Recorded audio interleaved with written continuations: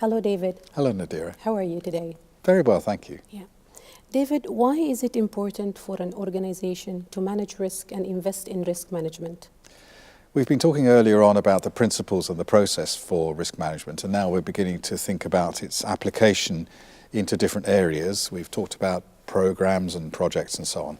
And now we're thinking at the organizational level. And of course, organizations are exposed to risk just as much as projects and programs and portfolios are, at a different level. And obviously, if an organization wants to succeed, then it should be looking to manage anything, any factor, any issue that could affect its ability to succeed. And we've defined risk as the ISO 31000 standard says risk is the effect of uncertainty on objectives, or the simpler definition we've worked with a little bit is risk is uncertainty that matters. Yeah. So an organization at the top level has objectives. It has strategic goals, it exists for a purpose, and there are uncertainties that could affect its ability to achieve that purpose. They would be risks. They include threats and opportunities, like all risks. So there are things at the organizational level which could make it hard for it to achieve its objectives, or which could make it easier.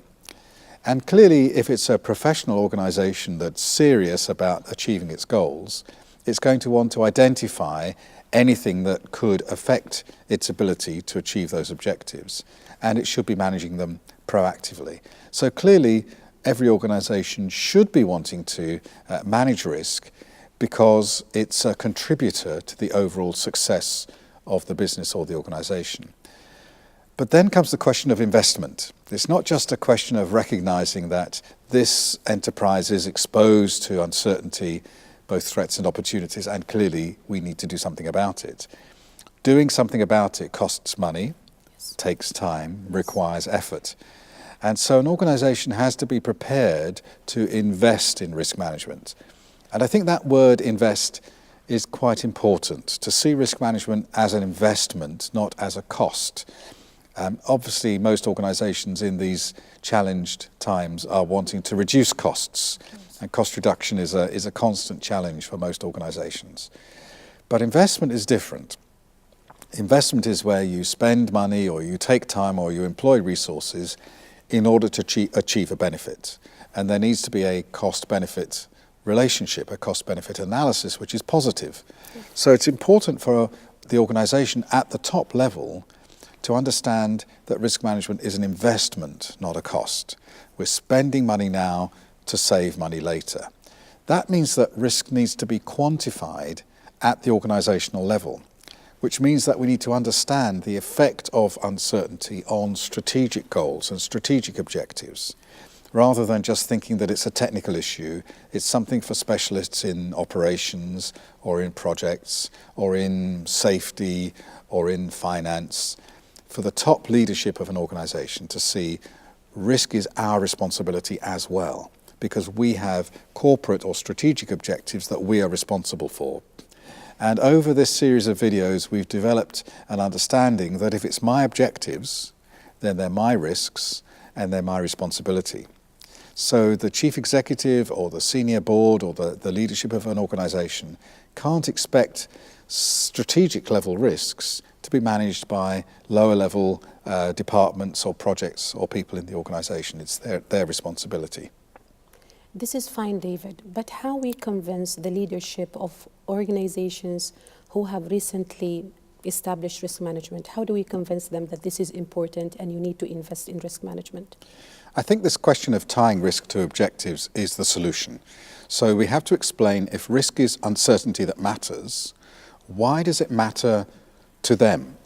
So convincing senior leadership is about showing them that uncertainty and risk is not just something for the operations or for the projects or for the technical people.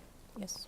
But for them at the senior leadership level, there are things that could affect their own objectives.